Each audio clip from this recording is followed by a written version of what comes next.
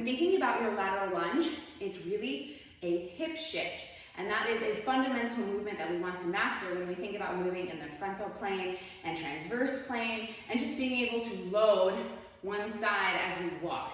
Here's one quick tip for you on your lateral lunge. As I sit into this left side, thinking about nose, knee, big toe. So I want to make sure that I'm not hiking the hip, keeping this side long.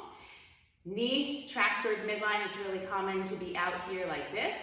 Depending on your foot and what's accessible to you, thinking about that knee tracking towards midline, keeping that big toe contact and weight in the midfoot as you sit back and lengthen. On this right side, think about this right hip pointing down just a little bit, almost like belt buckle towards left inner thigh here in this position, and you can reach. You can play around with different movement here to just get some rib cage movement and rotation, but you should really feel this back glute working. So remembering on that lateral lunge, you're sitting into that lateral lunge, knee tracks in, weight in the midfoot, watching the hip hike, and this right hip rolls in.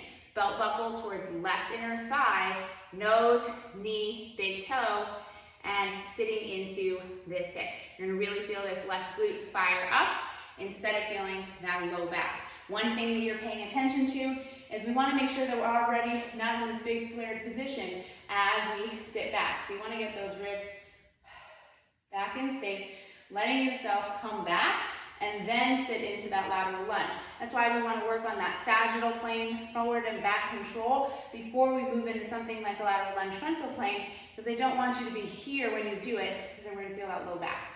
So this is just some tips for your lateral lunge.